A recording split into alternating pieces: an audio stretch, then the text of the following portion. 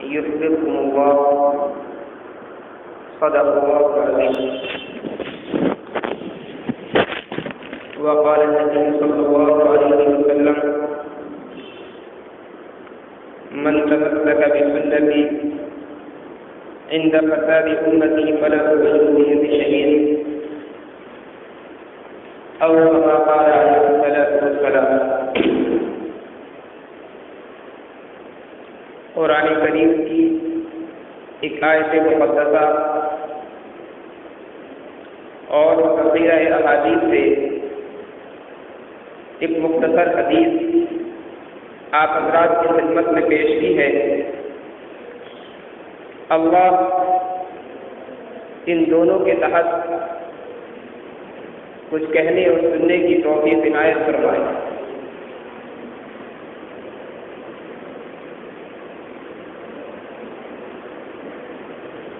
ہر انسان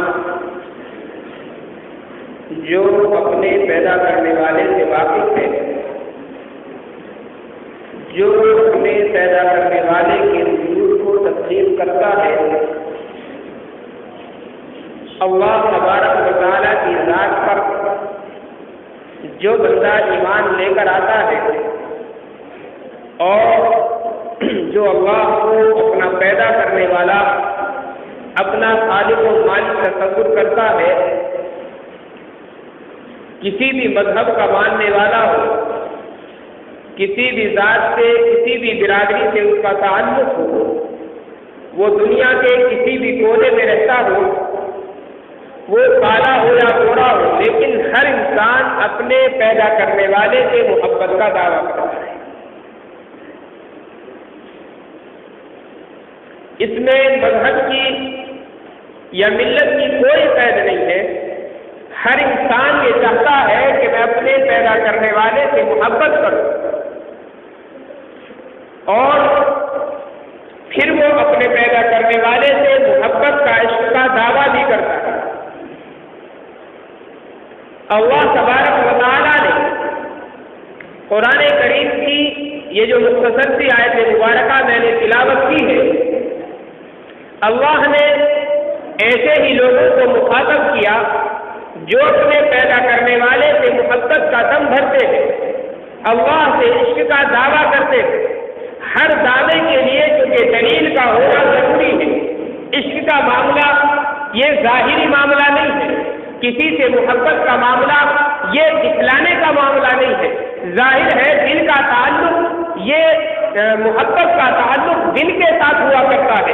اور دل کے اندر کیا باتیں ہیں، کسی کے دل میں کیا جذبات ہیں، کسی کے دل میں کیا خیالات ہیں، کیا تصورات ہیں، کوئی آدمی کسی کے دل کو پڑھ کر کے نہیں دیکھ سکتا. اللہ نے قرآن کریم کی اس آیت میں فرمایا، لوگوں اگر تمہیں اپنے پیدا کرنے والے سے محبت کا دعویٰ ہے اور مجھ سے عشق کے دعوے دار ہو، تم یہ مانتے ہو کہ ہمارا پیدا کرنے والا اللہ ہے، تم یہ تصور کرتے ہو کہ ہمارا ہر چیز کا مالک اللہ ہے، اللہ نے فرمایا کہ پھر محبت کے اس دعوے کی کوئی نہ کوئی دلیل ہونی چاہیے، کیونکہ محبت کا دعویٰ دل سے ہے. اب دل کے اندر کوئی جھانک کر نہیں دیکھ سکتا تو پھر اظہار کیسے کیا جائے؟ اے اللہ تجھ سے ہمیں محبت ہے، ہم کیسے اپنے عشق کا اظہار کریں،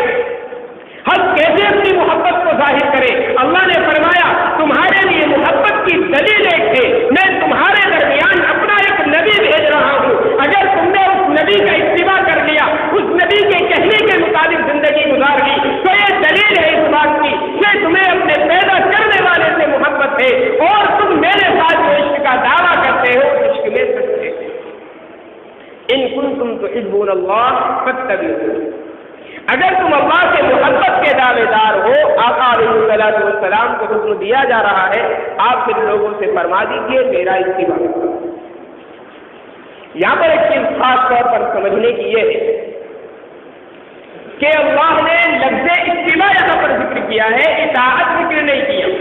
بڑے لکھے حضرات ہیں اور جو حضرات زیادہ واقف نہیں ہے عربی زبان سے، وہ بھی جانتے ہیں کہ قرآن کریم میں دونوں لفظ استعمال ہوئے ہیں. اتباع کا لفظ استعمال ہوا ہے، اطاعت کا لفظ بھی استعمال ہوا. اطیعوا اللہ واطیعوا الرسول، اللہ کی بھی اطاعت کرو، اللہ کے رسول کی بھی اطاعت کرو. لیکن یہاں پر جب محبت کا مسئلہ اللہ نے ذکر کیا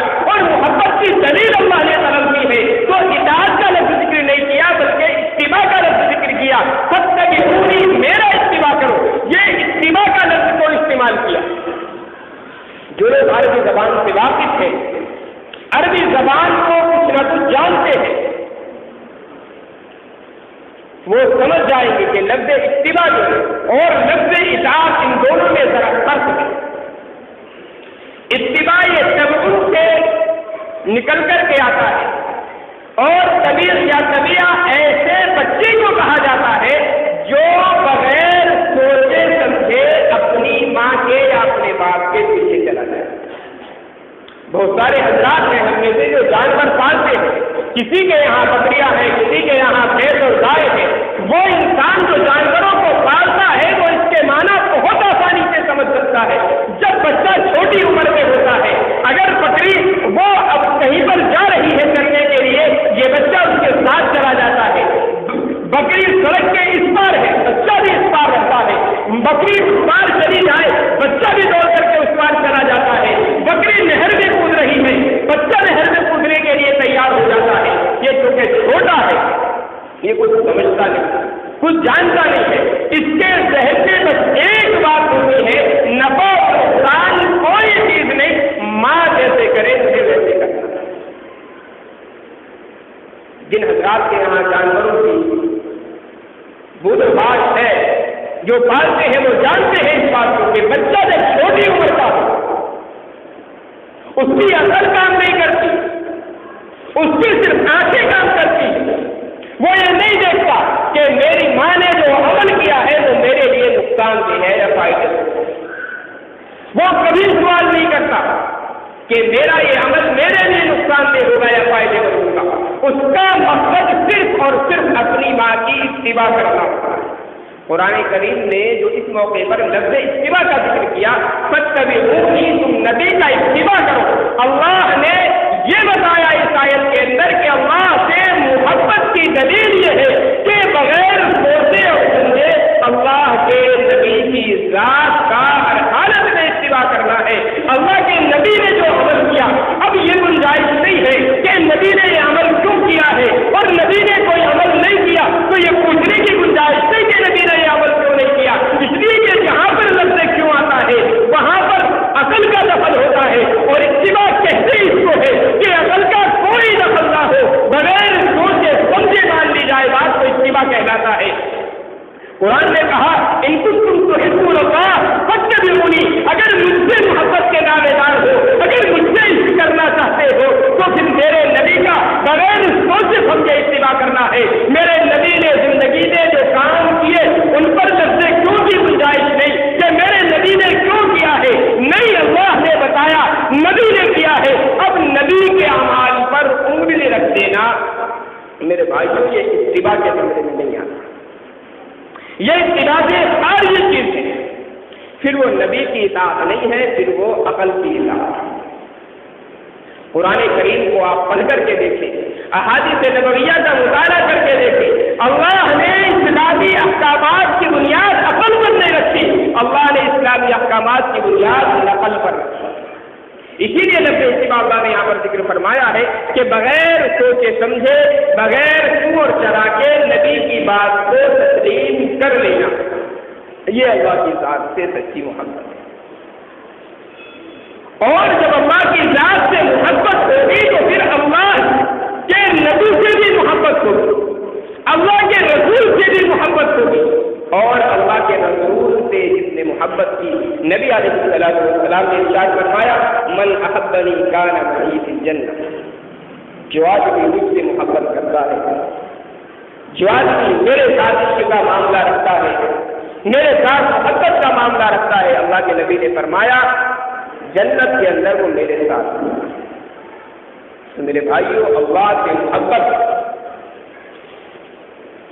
اگر آدمی کرتا ہے اور کوئی آدمی ایسا نہیں ہوگا جو اللہ کی ذات سے محبت نہ رکھتا ہو، جو آدمی اس بات کو تسلیم کرتا ہے کہ اللہ میرا پیدا کرنے والا ہے، میرا خالق ہے، میرا مالک ہے، اس ہر آدمی کو اللہ کی ذات سے محبت ہے۔ اور اللہ کی ذات سے محبت کی اصل دلیل یہ ہے کہ اللہ کے رسول صلی اللہ علیہ وسلم کی اطاعت کی جائے،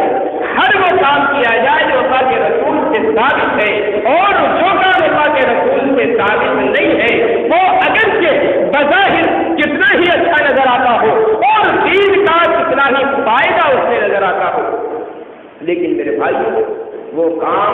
پھر یقین مانیے آپ دین کا کام نہیں. جس عمل کی بنیاد، جس عمل کی کڑی اللہ کے رسول سے جانا نہ مل جاتا، جس عمل کی اصل اللہ کے رسول سے نہ ملتی ہو، صحابہ کرام سے نہ ملتی ہو، پھر میرے بھائیوں وہ کام دین کا کام ہرگز نہیں ہو سکتا. ہم چاہے جتنے بہانے کریں، ہم چاہے جتنے دلائل اس کے پیش کرتے رہیں، لیکن حقیقت یہ ہے وہ کام دین کا کام نہیں ہے. بظاہر وہ دین کی شکل ہمیں نظر آئے گی، لیکن حقیقت میرے بھائیوں ہم اٹھا کر کے دیکھیں گے تو گمراہی کے سوا کوئی چیز نظر نہیں ہے. یہ ربیع الاول کا مہینہ چل رہا ہے، بہت ساری خرافات ہمیں دین کے نام پر دیکھنے کو ملیں گی. ہم یہ نہیں کہتے آپ اس موقع پر کسی بھی جھگڑے میں پڑے. مسالک کا اختلاف یہ ہمارا اپنا بنایا ہوا، اللہ کے رسول سے مسالک کا اختلاف نہیں آیا، لیکن ہم سب کی کم از کم یہ ذمہ داری ضرور ہے کہ ہم کوئی بھی عمل کریں اسے سنت پر پرکھ کر دیکھیں، اسے احادیث کے سامنے رکھ کر کے دیکھیں کہ حدیث اس عمل کے بارے میں کیا کہتی ہے. آپ کوئی بھی کام کرنا چاہتے وہ آپ کی نظروں میں اچھا معلوم ہوتا ہو، آپ کی نظروں میں برا معلوم ہوتا ہو، ہماری نظروں کا، ہمارے اصلوں کا اعتبار نہیں، دین میں اصل اعتبار ہے سنت رسول اللہ صلی اللہ علیہ وسلم. آقا علیہ الصلوۃ والسلام سے کوئی چیز ثابت ہے تو وہ دین ہے، اور نبی سے اگر کسی بھی درجے میں کوئی چیز ثابت نہیں، صحابہ سے کسی بھی درجے میں کوئی چیز ثابت نہیں، پھر میرے بھائیوں وہ دین نہیں، وہ دین نہیں ہو سکتا. بہت ساری دلائل ہیں کہ 200 سال پہلے فلاں آدمی نے کیا، 300 سال پہلے فلاں آدمی نے کیا، 400 سال پہلے فلاں آدمی نے کیا. ہمیں یہ نہیں دیکھنا کہ کتنے سال پہلے کس نے کیا، ہمیں یہ دیکھنا ہے کہ نبی علیہ السلام نے یا نبی کو اپنی نظروں سے دیکھنے والے اور نبی کی صحبت میں بیٹھنے والے صحابہ کرام نے اس عمل کو کیا ہے یا نہیں کیا. آقا علیہ السلام کی سنتوں کے سب سے زیادہ واقف صحابہ کرام کی ذات، نبی علیہ السلام کے طریقوں سے سب سے زیادہ واقف اگر کوئی ہے وہ صحابہ کرام کی مقدس جماعت ہے. اگر کوئی عمل کسی درجے میں سنت سے ثابت ہے، کسی نہ کسی درجے میں کسی حدیث سے ثابت ہوتا ہے، تو میرے بھائیوں صحابہ کرام نے اپنی زندگی میں اس عمل کو اختیار ضرور کیا. حتیٰ کہ آپ احادیث مبارکہ پڑھ کر کے دیکھیں، آقا علیہ السلام کی زندگی میں بہت سے اعمال ایسے رہے ہیں کہ نبی علیہ السلام نے ابتداءً اس چیز کا حکم فرمایا، پھر بعد میں آپ نے وہ عمل ترک کر دیا. حدیث اس عمل پر موجود ہے تو صحابہ کرام نے کسی نہ کسی درجے میں اس حدیث کو زندہ رکھنے کے لیے پھر سے وہ عمل کر کے دکھلایا ہے کہ کہیں ایسا نہ ہو کہ احادیث مبارکہ مٹ جائیں، حدیث لوگوں کی نظروں سے غائب ہو جائے. اب صحابہ کرام کی مقدس جماعت اگر کسی عمل کو نہیں کرتی ہے، اگر صحابہ کرام کا عمل کسی چیز پر نہیں ہے، پھر میرے بھائیوں ہمارے لیے دلیل کیسے بن جائے؟ فلاں بزرگ نے یہ کیا، فلاں عالم نے یہ کیا، فلاں عالم نے یہ کیا، فلاں بزرگ یہ کہہ کر کے گئے. بھائی دنیا میں چاہے جتنے لوگ آ جائیں اور چاہے جس بات کا دعویٰ کریں، لیکن اگر احادیث نبویہ سے ثبوت نہیں ہے پھر میرے بھائیوں کو بات کسی لائق نہیں. وہ چاہے کوئی بھی کہنے والا ہو، کوئی دیوبندی ہو، کوئی بریلوی ہو، کوئی اہل حدیث ہو، کوئی غیر مقلد ہو، کسی کی کوئی تفصیل نہیں اس چیز میں. اگر کوئی عمل نبی سے ثابت ہے، اگر کوئی عمل صحابہ سے ثابت ہے، تمام دنیا مٹانے پر آ جائے میرے بھائیوں، اس کو سنت ہونے سے خارج نہیں کیا جاتا. آقا علیہ السلام کو، اللہ کے رسول صلی اللہ علیہ وسلم کو اللہ نے ایک آئیڈیل بنا کر کے اتارا ہے، ایک نمونہ بنا کر کے دیا ہے. کسی عالم کو اللہ نے نمونہ نہیں بنایا، کسی بزرگ کو اللہ نے نمونہ نہیں بنایا. کوئی کتنا بڑا عالم ہو، کوئی کتنا بھی بڑا وقت کا ولی ہو، وقت کا مجدد ہو، وقت کا ابدال ہو، غلطی کا امکان میرے بھائیوں ہر آدمی سے ہے، ہر انسان کے ساتھ نقص لگا ہوا ہے. اب کسی عالم کے عمل کو دیکھ کر ہم یہ کہنے لگے کہ یہ شریعت ہے، کسی ولی کے عمل کو یہ کہنے کہ یہ شریعت ہے. نہیں میرے بھائیوں، شریعت تو وہ ہے جو آقا لے کر کے آئے تھے، شریعت تو وہ ہے جس پر صحابہ کرام نے عمل کر کے دکھایا. قرآن کریم کی جو آیت مقدسہ ہے قل ان کنتم تحبون اللہ فاتبعونی، پھر میرے بھائیو یقین جانیے اس آیت کی روح سے ہم نہ تو اللہ سے محبت کے دعوے دار ہو سکتے ہیں، نہ ہی رسول اللہ صلی اللہ علیہ وسلم کی محبت میں ہم سچے ہو سکتے ہیں۔ آقا کی محبت میں، نبی علیہ السلام کے عشق میں اور اللہ سے محبت میں سچے تب ہوں گے جب اللہ کے بتائے ہوئے طریقوں کے مطابق ہماری زندگی گزر رہی ہو، اور اللہ نے کیا طریقے بتائے ہیں۔ ظاہر بات ہے ہمارے پاس تو اللہ کی طرف سے کوئی پیغام نہیں آیا، اللہ نے مخصوص بندوں کو متعین فرمایا ہے، اور اپنے آقا علیہ السلام ہماری طرف نبی بنا کر کے مخصوص کیے گئے۔ اس لیے اللہ کے احکامات کیا ہیں، اللہ کون سا عمل کیسا چاہتا ہے، اللہ کس عمل کو کس طریقے سے کرانا چاہتا ہے، اس کے لیے نمونہ نبی علیہ السلام ہے، اور اللہ کے رسول نے اپنے ساتھیوں کو، صحابہ کرام کو ساری چیزیں سکھلائی ہے اور ساری چیزوں پر عمل کر کے دکھلایا ہے۔ اسی لیے نبی علیہ السلام نے فرمایا علیکم بسنتی و سنت الخلفاء الراشدین، میری سنت کا اتباع کرو اور میرے صحابہ کرام خلفاء راشدین کی سنت کا اتباع کرو۔ ما انا علیہ واصحابی، سنت وہ ہے، صحیح راستہ وہ ہے، سیدھا راستہ وہ ہے جس پر میں ہوں، اور میرے صحابہ ہیں، یعنی صحابہ نے نبی کو کرتے ہوئے دیکھا ہے، تم صحابہ کو کرتے ہوئے دیکھو تو سمجھ لو وہ عمل سنت ہے، اور اگر صحابہ میں سے کسی نے بھی وہ عمل نہیں کیا اور پھر آپ اپنی طرف سے اس عمل کو دین سمجھو تو یقین جانیے وہ دین نہیں، وہ دین کا طریقہ نہیں ہے، وہ نبی کا طریقہ نہیں ہے، وہ سنت نہیں ہے۔ سنت اصل وہ ہے جو آقا علیہ السلام سے اور صحابہ کرام سے ثابت۔ نبی صلی اللہ علیہ وسلم کی بہت ساری خصوصیات ہیں، جن میں سے ایک خصوصیت یہ بھی ہے کہ اللہ نے آقا علیہ السلام کو ایسے ساتھی میسر فرمائے، ایسے اصحاب دیے ہیں جنہوں نے نبی صلی اللہ علیہ وسلم کی ایک ایک نقل و حرکت کو محسوس کیا۔ آپ تمام لوگوں کی زندگی کو اٹھا کر کے دیکھ لیں، سابقہ انبیاء علیہ السلام کی زندگی کو بھی آپ اٹھا کر کے دیکھ لیں، عام لوگوں کی زندگی کا تو کہنا کیا ہے۔ نبی علیہ السلام کی زندگی کے گوشوں کو جن باریکیوں سے نقل کیا گیا ہے، اور آپ کے سفر کے، حضر کے، آپ کی خلوت کے، آپ کی جلوت کے جو اعمال صحابہ کرام نے نقل فرمائے، صحابہ کرام نے اپنے سینوں میں محسوس فرمائے ہیں، میرے بھائیوں دنیا میں اس کی مثال نہیں ملتی، چونکہ اللہ نے نمونہ بنایا ہے، اور نمونہ آدمی اسی وقت ہو سکتا ہے جب زندگی کا کوئی گوشہ تشنگی باقی نہ رہے، کسی گوشے میں زندگی کے کسی بھی عمل میں ہم محتاج کی محسوس نہ کریں۔ آپ اپنی زندگی کا کوئی عمل اٹھا کر کے دیکھیں، آپ پریشان ہو رہے ہو اس موقع پر مجھے کیا عمل کرنا ہے، نبی علیہ السلام کے حدیث ہر حالت میں آپ کی رہنمائی ہوگی۔ زندگی کا کوئی گوشہ نہیں کہ نبی علیہ السلام کی حدیث مبارکہ آپ کی رہنمائی نہ کرتی۔ اسی لیے ازواج مطہرات رضی اللہ عنہن نے